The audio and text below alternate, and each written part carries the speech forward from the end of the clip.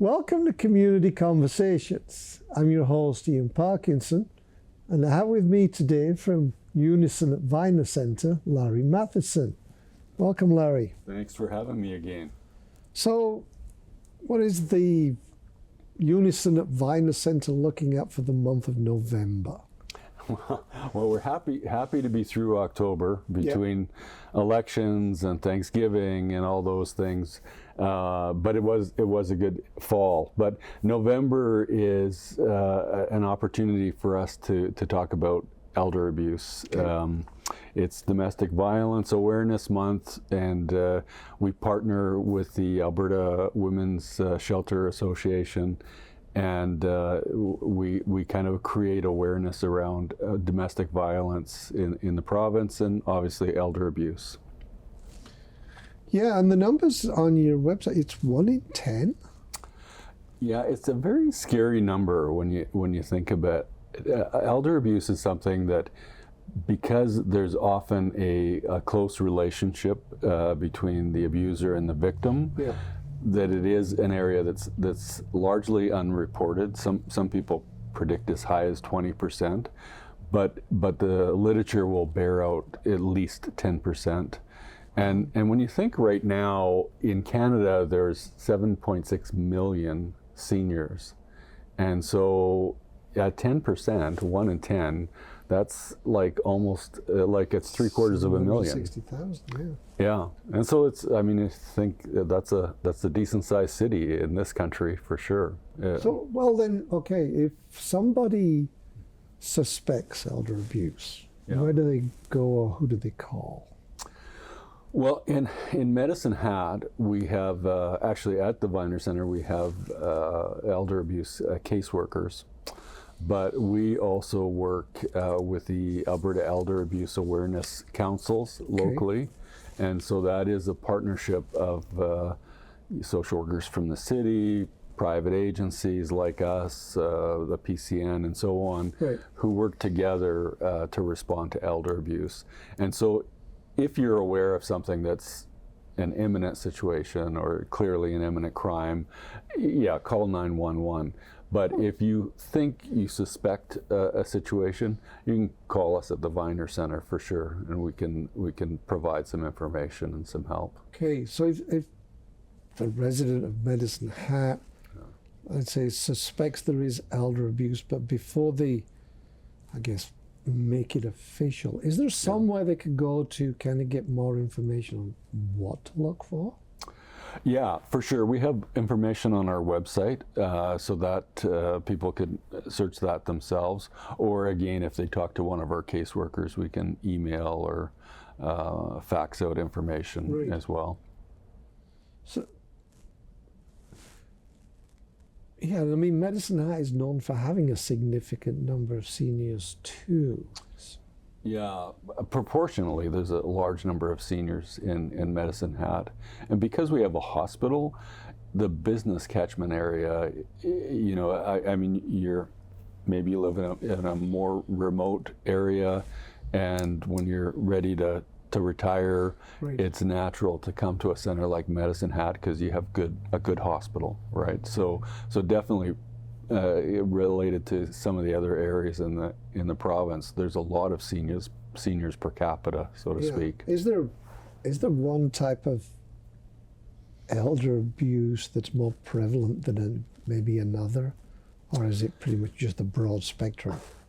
Elder abuse can be physical abuse, it can be sexual abuse, it can be fraud, it can be stealing pension checks and so on. There's frequently, the cases we will see, there's frequently a financial aspect, and emotional abuse is often, and again, those two things are often paired with other forms of abuse often. Right, and they're more easily scammed by bad actors as well. Yeah, for sure. I mean, fraud and scams for seniors is pretty prevalent in our community. Fraud and scams is, we do a bunch of awareness sessions and classes about it, and it can be people out of country, you know, and so on. But elder abuse that our caseworkers might work with, quite often, unfortunately, it's somebody close to the older adult, a family member, a friend, and so there's kind of both aspects for sure. Yeah, I remember. As we're talking, I remember a commercial on the TV, probably maybe more than 20 years ago, with the grandmother and grandson. She just got her check cashed, and he just grabs the money and walks away. And I would imagine too, a lot of the seniors are probably isolated. Yes. Which is this is I guess it's not a specific program Unison has, but your organization is trying to alleviate that isolation. Yeah, I mean, isolation in general is something that we're a lot of our programs try to address, and as you point out, that closeness of the relationship. If it's a grandson, if it's an adult child, often the senior depends or is depending on the abuser for something, and so that can become part of the abuse as well, where there may be a threat. It's like, well, don't say anything or you'll be out on the street or something like that. Okay. How did your municipal election forums go this past while? We were very happy with the way it went. We had a good participation from the mayoralty candidates as well as the councillors. We had definitely a good turnout as well.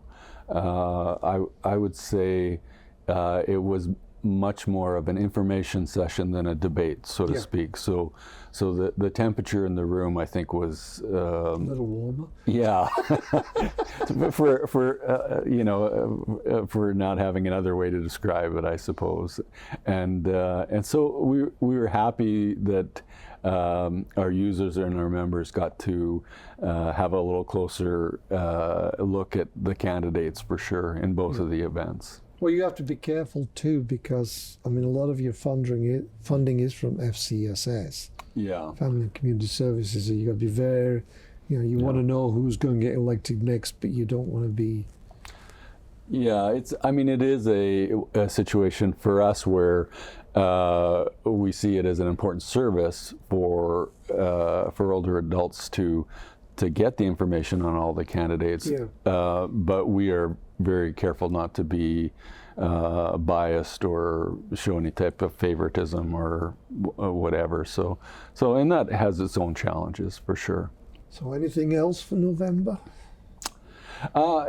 Again, we're kind of getting ready for the Christmas season, so our staff are really focused on, even the social media posts that we want to create awareness around elder abuse and those type of things. But again, our staff are pretty busy, and our volunteers as well, gearing up for kind of the holiday campaigns that are coming, and the activities as well. So, well, we'll have you back in December, very early December, so you can pitch the programs. That sounds great. We'd be happy to do that for sure. All right. Thanks for coming in, Larry. Thanks for having me, Ian.